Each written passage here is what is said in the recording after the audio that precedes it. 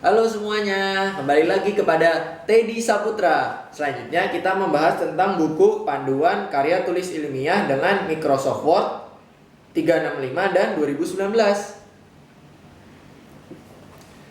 Yang pertama kita bahas tentang desain dokumen.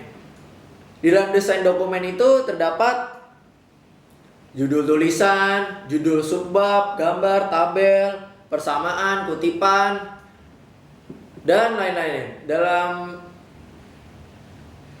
Dalam pembahasan buku ini kita mengajarkan para penulis untuk belajar menggunakan Word untuk membuat elemen-elemen yang berada di dalam karya tulis ilmiah dengan cara efisien dan mudah. Yang sering penulis jumpai, banyak dari kita yang belum menyadari bahwa Word itu bukanlah mesin ketik, namun banyak yang memfungsikan Word sebagai mesin ketik. Maksudnya, banyak elemen yang seharusnya bisa diotomatiskan, tetapi kita kerjakan secara manual. Akibatnya, waktu kita banyak dihabiskan untuk melakukan perbaikan format dokumen. Dengan mempelajari isi buku ini, penulis mengajak untuk menggunakan fasilitas-fasilitas Word yang terdapat di dalam Word tersebut secara efisien. Tujuannya adalah supaya Anda tidak terlalu banyak menghabiskan waktu untuk memformat dokumen dan lebih berkonsentrasi pada isi dokumen saja. Pada bab ini, penulis akan menunjukkan secara ringkas cara-cara pembuat elemen-elemen yang berada di dalam karya tulis ilmiah. Pembahasan yang lebih detail bisa dilihat selanjutnya. Yang pertama kita membahas cara membuat heading. Tampilan judul bab dan subbab yang konsisten merupakan salah satu hal utama yang harus ada dalam karya tulis ilmiah. Untuk itu, Word menyediakan fasilitas style yang bisa kita pakai. Style ini akan kita pakai untuk membuat judul bab dan subbab yang konsisten. Dengan cara yang pertama yaitu ketik judul bab dan subbab yang Anda pakai. Bold yang seleksi kalimat yang Anda ketik tadi. Selanjutnya pilih home heading 1 pada styles. Atau bisa memencet dengan CTRL plus Alt plus 1 di keyboard bersamaan. Penulis disarankan menggunakan heading 1 untuk judul bab atau judul artikel. Selanjutnya, untuk judul subbab, Anda bisa menggunakan heading 2, 3, 4, dan seterusnya.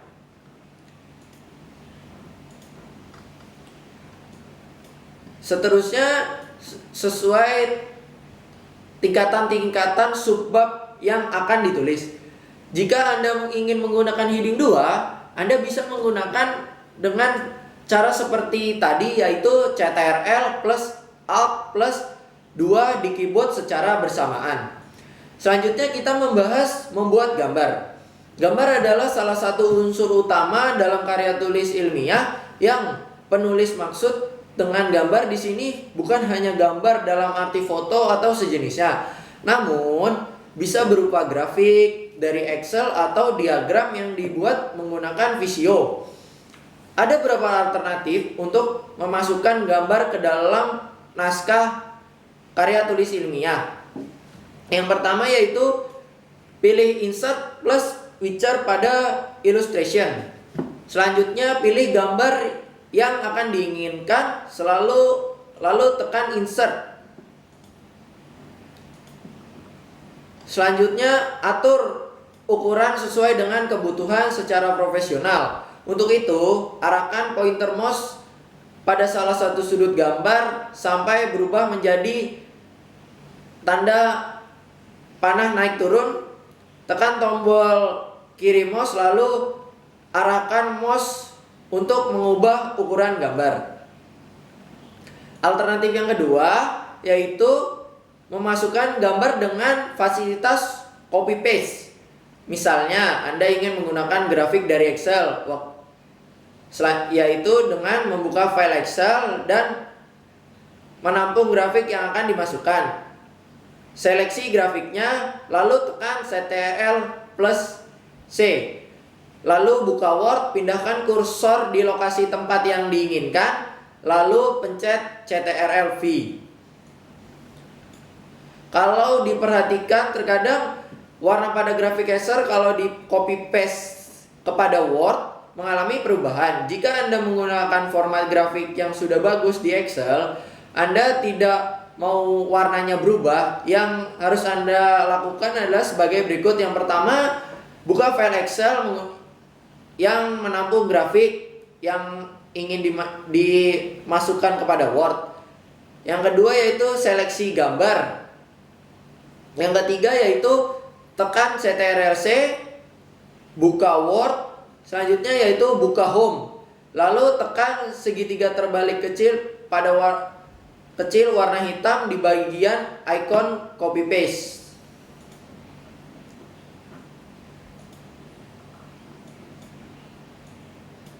Lalu menekan yaitu copy paste spesial. Pada kotak dialog yang muncul, klik Picture Windows Meta File, lalu tekan OK. Selanjutnya kita membahas cara membuat tabel. Word mempunyai fasilitas pembuatan tabel yang relatif lengkap. Untuk membuat tabel di Word, yang pertama membuat tabel baru, untuk pilih yaitu Insert plus Tabel. Tentukan ukuran tabel yang diinginkan, misalkan 3x3, 2x1, dan seterusnya. Selanjutnya kita bisa memilih table design pada table style. Selanjutnya pilih bentuk style yang diinginkan. Anda juga bisa membuat style sendiri supaya tampilan-tampilan Anda konsisten. Ada alternatif yang pertama untuk pembuatan tabel, yaitu yang pertama buka file Excel yang menampung tabel. Selanjutnya seleksi tabel, lalu tekan Ctrl+C, buka Word, letakkan kursor di tempat yang Anda inginkan. Selanjutnya menekan Ctrl+V. Dengan ini Anda mengonversi tabel Excel menjadi Word. Jika Anda melakukan perubahan di Excel, maka Anda harus merubah juga di bagian Word secara manual. Selanjutnya kita membahas tentang metodologi penelitian. Menetapkan metode penelitian harusnya mempertimbangkan kesesuaian metode dengan masalah penelitian dan pertanyaan penelitian, guna didapatkan data yang dipercaya benar. Dalam hal ini, dosen pembimbing harus menyarankan mahasiswa untuk memahami pengertian umum metodologi. Pengertian metodologi dikenal secara teoritis sebagai a body of method and rules followed in science of discipline. Sedangkan kosakata metode berasal dari istilah Yunani, yaitu methodos yang berarti cara. Pada umumnya, kalangan akademis sudah biasa menggunakan metodologi dalam melakukan kegiatan akademis, khususnya dalam program penelitian, baik untuk riset, terapan maupun untuk penyusunan atau menulis karya tulis ilmiah. Panel penelitian pada umumnya banyak menggunakan metode-metode penelitian yang secara teoritis dikenal secara luas. Yang pertama yaitu metode kualitatif, metode kuantitatif, dan metode campuran. Makna filosofis metode kualitatif dan kuantitatif dan kualitatif yaitu pemahaman tentang metode kualitatif dan kuantitatif berakar pada pengertian paradigma positivisme yang dalam pengembangannya muncul paradigma post-positif dan empiristik. Adanya pengembangan paradigma positif inilah yang mendorong munculnya perbedaan paradigma metode kualitatif dan metode kuantitatif. Pada awalnya munculnya paradigma positivisme sampai saat ini sangat mempengaruhi para peneliti di bidang sosial, sehingga mereka mempercayai metode kualitatif. Metode ini dipengaruhi oleh paradigma prapositifisme dan positivisme. yang percaya pada data yang bersifat naturalistik dan interpretatif, sehingga banyak yang digunakan untuk memahami dunia realita yang bersifat apa adanya. Hasil pengumpulan data kualitatif ini ditafsirkan secara mendalam dan hasilnya dijadikan sebagai pertimbangan untuk mengkonstruksi pengetahuan yang bermakna ilmiah. Sedangkan metode kualitatif banyak dipengaruhi oleh paradigma post-positifik dan empiristik yang dikenal sebagai metode eksperimental. Pada umumnya, paradigma kualitatif banyak digunakan untuk mengukur fakta yang bersifat objektif, bebas nilai, yang hasilnya ditampilkan dalam bentuk data statistik. Metode kualitatif sangat berbeda dengan metode kuantitatif sangat berbeda dengan metode kualitatif, terutama dalam proses dan prosedurnya, yaitu dengan menggunakan tindakan yang direncanakan yang dikenal sebagai metode eksperimental. Sedangkan persamaan metode kualitatif dengan metode kuantitatif yaitu dalam kegunaan, sifat, sistematik, dan pengumpulan datanya tersebut. Yang selanjutnya kita membahas tentang metode campuran. Metode campuran yaitu metode kualitatif dan metode kuantitatif mempunyai paradigma teoritis, asumsi paradigmatif serta cara dan sistematik yang berbeda. Adanya perbedaan paradigma dari kedua metode tersebut mengondisikan sikap skeptis pada intelektual terhadap hasil data yang dikumpulkan dengan satu metode. Munculnya metode campuran disebabkan karena intelektual melihat berkembangnya konteks masalah-masalah yang diteliti, terutama di bidang ilmu sosial dan kesehatan yang dirasa semakin kompleks. Menghadapi perkembangan tersebut, para peneliti mempertimbangkan perlunya metode yang dianggap bisa mengumpulkan data yang diyakini benar dan dianggap bisa merefleksikan faktor penyebab koleksinya masalah-masalah di masyarakat. Merujuk pada pertimbangan tersebut, para peneliti menetapkan metode campuran untuk memanfaatkan kekuatan metode penelitian kualitatif dan kuantitatif sekaligus sehingga hasil bisa diyakini dan dipercaya benar.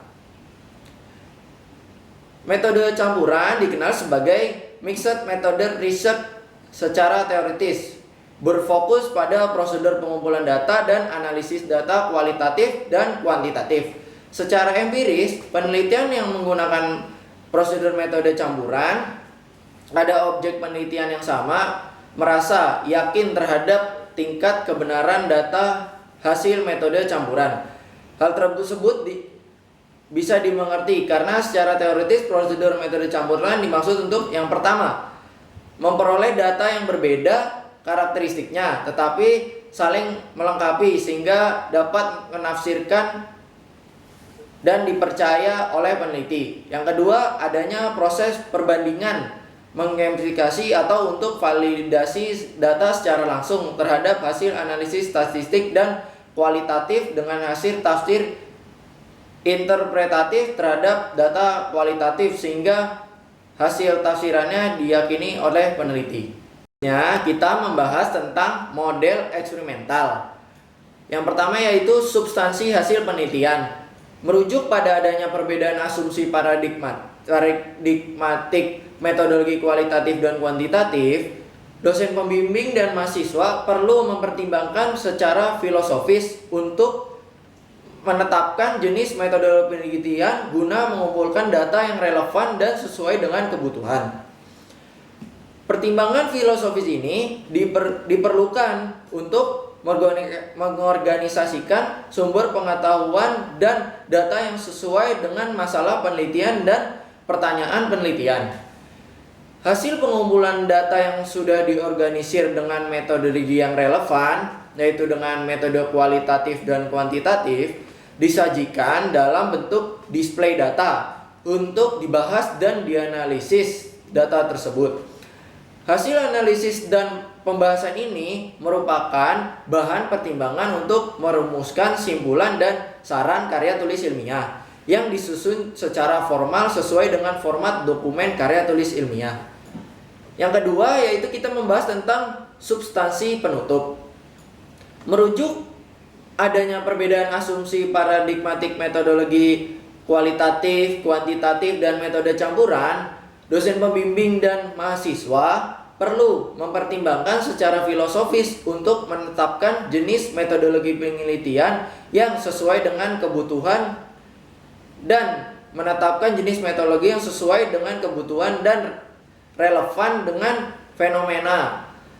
Pertimbangan filosofis ini diperlukan untuk mengorganisasikan sumber pengetahuan dan hasil pengumpulan data yang sesuai dengan masalah penelitian dan pertanyaan penelitian.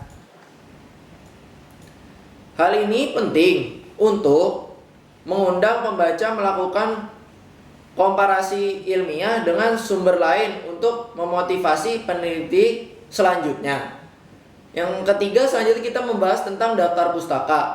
Merupakan bagian karya tulis ilmiah yang berisi daftar sumber pengetahuan yang dijadikan sebagai relevansi, yaitu dalam bentuk judul buku, makalah ilmiah, jurnal ilmiah, maupun karya tulis ilmiah lainnya yang kriteria keilmiahannya lebih tinggi dan ditulis berdasarkan kriteria teknikal yang ditetapkan masing-masing perguruan tinggi. Yang keempat, kita membahas tentang lampiran. Lampiran merupakan bagian karya ilmiah yang berisi mengenai satu, aspek legal seperti surat persetujuan komite etik penelitian, izin penelitian, surat keterangan atau rekomendasi dari lembaga pemerintah dan lembaga lainnya. Yang kedua yaitu instrumen penelitian. Yang ketiga, data dasar hasil penelitian atau catatan hasil penelitian. Yang keempat, hasil pengolahan data. Selanjutnya kita yang kelima membahas tentang indeks, merupakan halaman-halaman yang berisi indeks yang dijadikan ukuran dalam penetapan pendapat atau kesimpulan yang sesuai dengan permasalahan yang dibahas dalam setiap tahapan karya tulis ilmiah.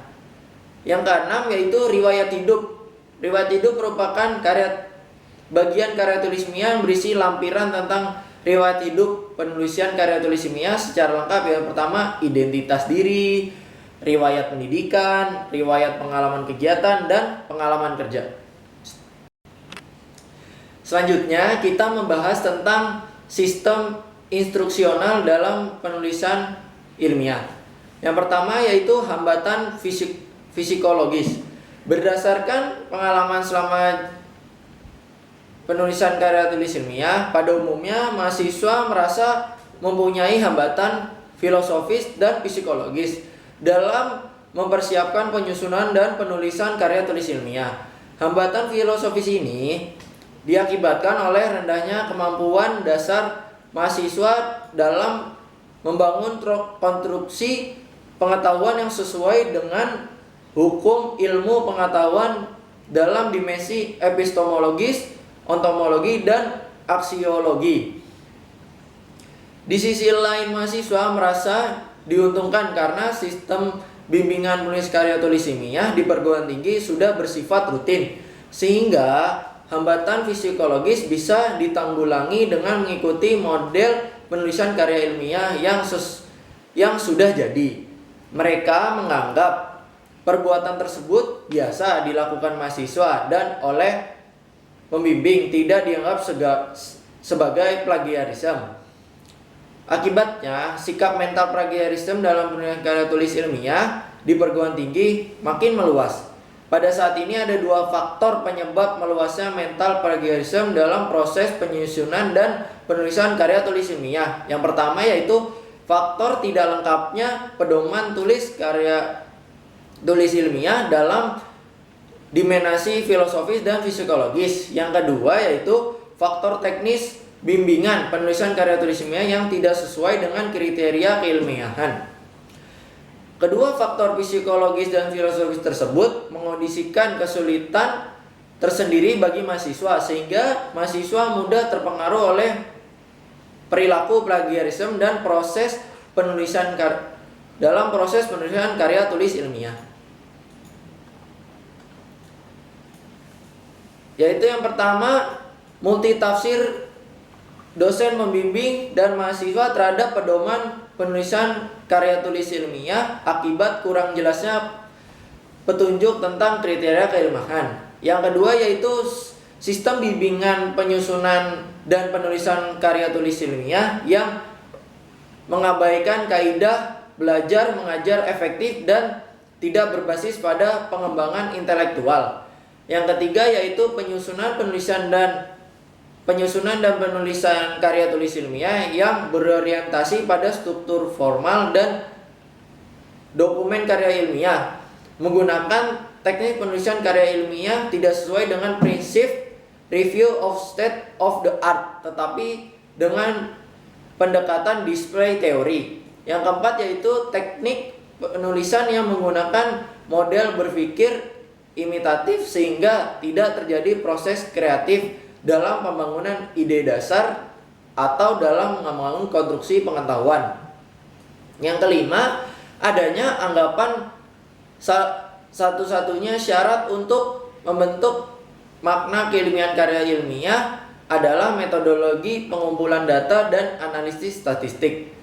Proses penulisan ilmiah yang mengabaikan kaidah tata bahasa maupun gaya bahasa yang baik dan benar sehingga mengurangi estetika dan kadar keilmiahan karya tulis ilmiah.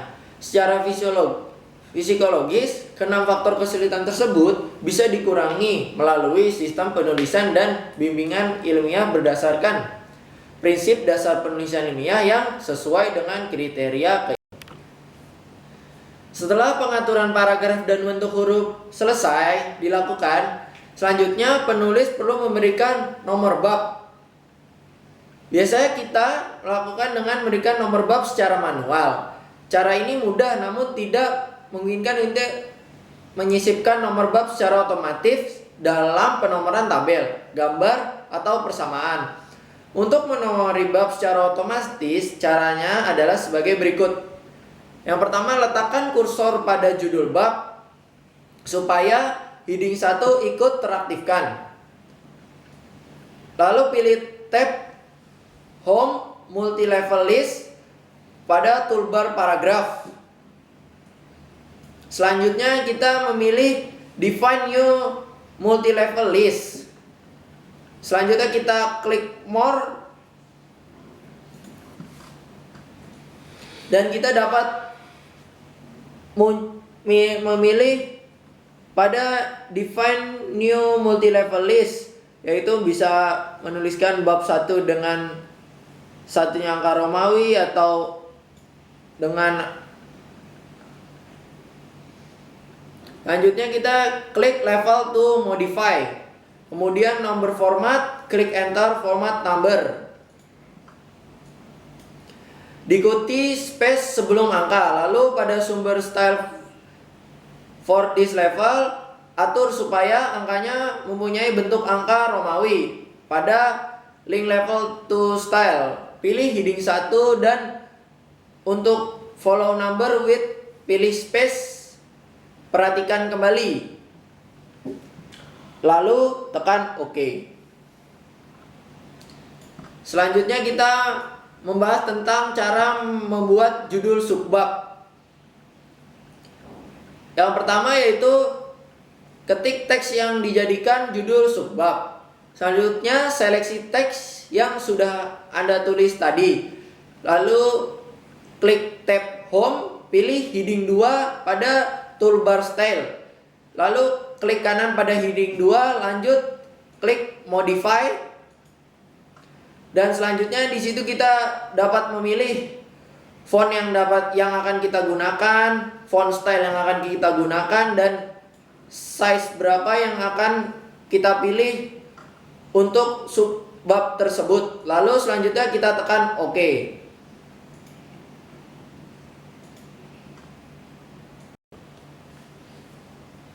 Selanjutnya kita membahas tentang pengelolaan gambar.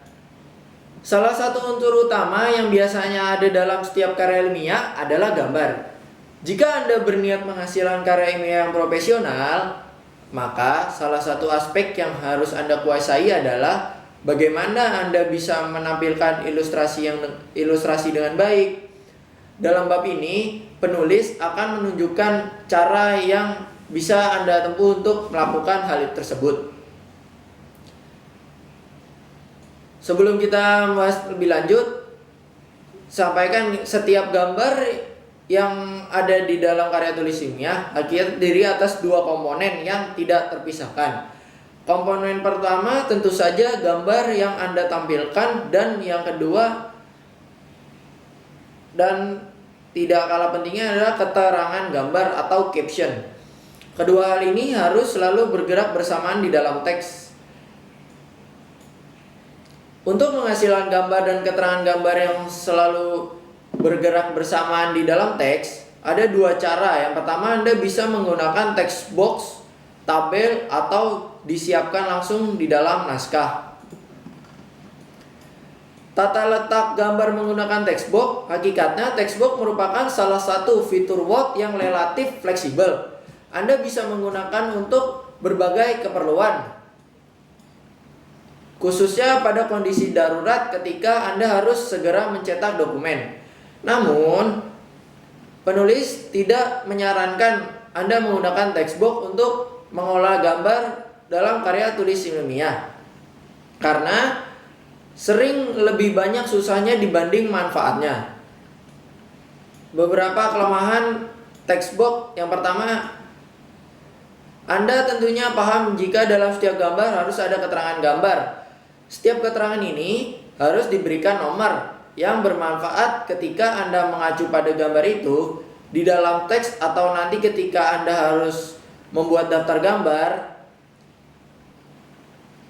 Word menyediakan fasilitas caption dan cross reference untuk keperluan ini. Gunanya jika Anda ada perubahan urutan gambar, maka Anda tidak perlu melakukan updating manual karena Word bisa melakukan secara otomatis. Yang harus Anda lakukan biasanya adalah keterangan gambar dengan menggunakan caption, lalu Anda mengacu di dalam teks dengan menggunakan cross reference, atau lebih detail pembahasannya akan kita lihat.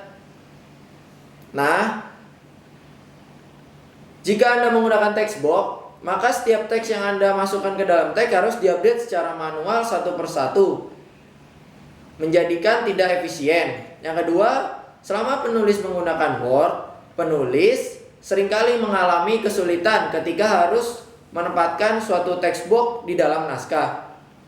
Memang, pada saat pertama kali disisipkan, jelas lokasinya sudah pasti. Namun ketika naskah disunting, teks ditambahkan atau dihapus, kadang letak teks box itu meloncat-loncat, tidak terprediksi. Namun, yang menjadikan penulis akan kerepotan sendiri mencari gambar tersebut.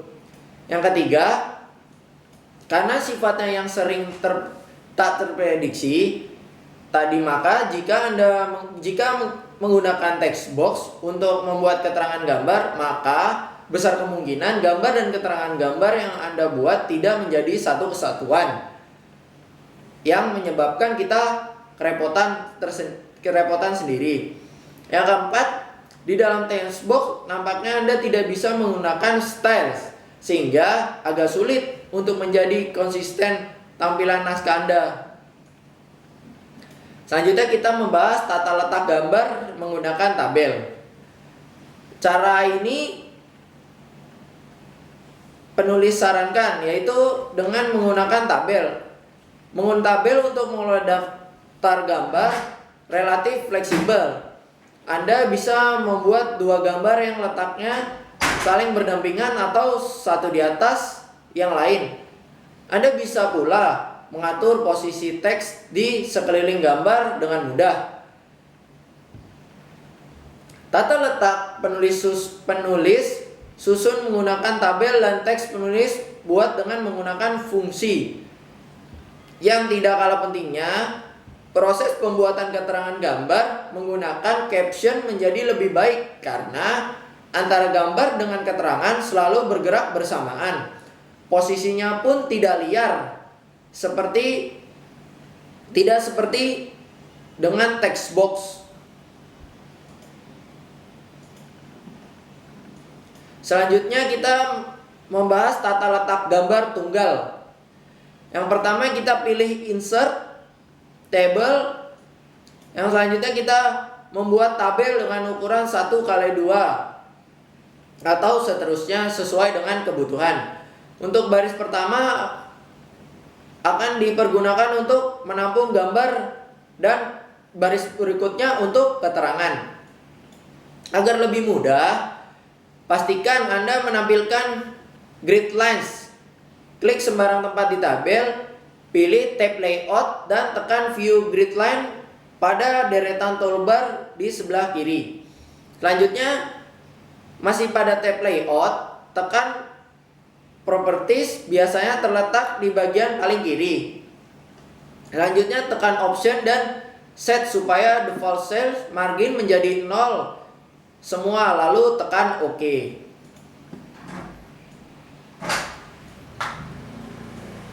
Dan selanjutnya kita tekan borders and sharing, pilih none dan kembali pilih properties pada layout. Kali ini set element menjadi center atau left.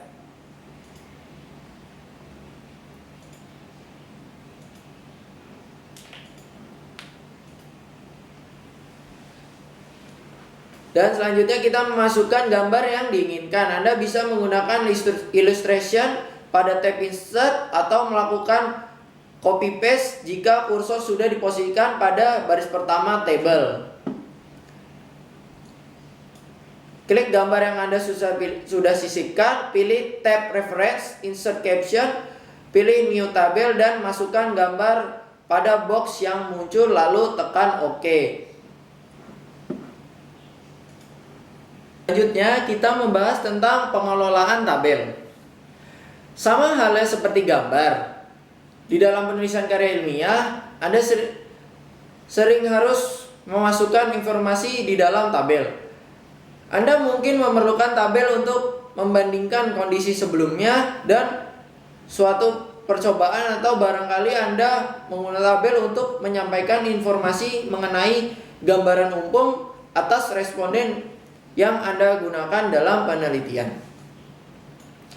Tabel yang Anda gunakan mungkin Anda buat langsung di Word, namun tidak jarang Anda menggunakan tabel yang dibuat di aplikasi lain seperti Excel misalnya, atau mungkin barangkali Anda menggunakan output tabel yang dihasilkan oleh program statistik seperti SPSS. Apapun itu, yang jelas tabel yang Anda tulis harus konsisten. Dalam bab ini, penulis akan menunjukkan cara melakukan hal ini sehingga karya tulis ilmiah Anda terlihat profesional. Pembuatan tabel sama halnya seperti gambar. Untuk setiap tabel dalam karya tulis ilmiah, pada dasarnya Anda harus membuat setidaknya 2 komponen, yaitu tabel itu sendiri dan keterangan tabel atau caption. Bahkan, kadang selain 2 komponen itu, Anda harus pula menyertakan sumber dari mana Anda memperoleh informasi yang ditampilkan dalam tabel tersebut. Supaya tampilan tabel bagus, sebaiknya komponen-komponen ini tidak terpisah-pisah dan harus tetap jadi satu. Untuk membuat tabel yang konsisten, penulis disarankan Anda menggunakan fasilitas style di Word. Style ini untuk tabel, bukan style yang dipakai untuk teks. Cara menggunakan tabel style, Anda sudah melihat bahwa dalam Word, style diperlukan untuk menghasilkan dokumen yang mempunyai gaya yang konsisten secara efisien. Namun, ternyata style bukan hanya bisa dipakai pada paragraf saja, karena kita pun ternyata bisa menggunakan style untuk menghasilkan tabel yang mempunyai tampilan konsisten. Jika Anda menggunakan style, dijamin tampilan tabel Anda akan selalu konsisten. Cara membuat style yang diuraikan di bawah ini memang terlihat panjang dan cukup sulit. Namun, jangan khawatir. Anda hanya perlu melakukan sekali saja di awal membuat tulisan. Selanjutnya Anda hanya perlu melakukan 2 kali klik tombol mouse dengan cara yang pertama, membuat tabel baru. Untuk itu, pada tab insert tabel dibuat tabel dengan ukuran 3x3 atau sesuai dengan kebutuhan yang diinginkan. Selanjutnya posisikan kursor pada dalam tabel. Lalu pilih tab desain pada style. Lalu mengklik new style. Akan muncul katalog seperti bentuk-bentuk tabel yang sudah tersave pada Word. Selanjutnya kita bisa memberikan nama sesuai dengan yang akan ditampilkan pada tabel tersebut. Perhatikan isian apply formatting. Di sini ada berbagai macam pilihan yang muncul. Adalah wall tabel, artinya performatan yang Anda lakukan nantinya akan berpengaruh untuk seluruh tabel. Jika Anda membuat baris di sekeliling tabel, maka biarlah pilihan ini. Klik format di bagian kiri bawah, lalu pilih table properties.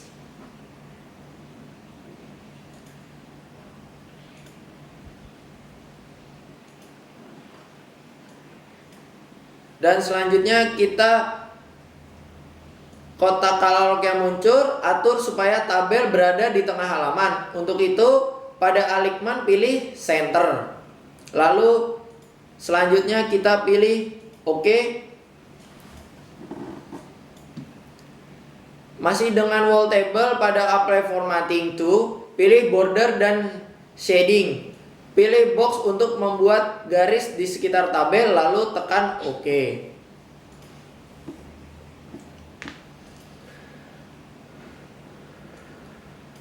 Selanjutnya kita akan membuat garis di sekeliling baris di bagian paling atas tabel. Pilih hidden row dan apply formatting to.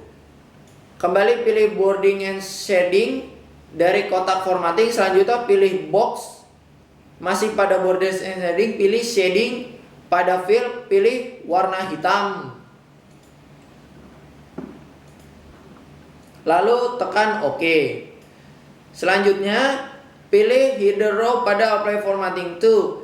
Pilih font sesuai dengan kebutuhan dan style dengan sesuai kebutuhan. Dan pilih juga color sesuai dengan kebutuhan yang penulis inginkan. Lalu tekan OK. Sekian ringkasan yang bisa saya sampaikan. Mohon maaf bila banyak kekurangan. Bila banyak kekurangan bisa membaca buku tersebut. Sekian, terima kasih. Oke.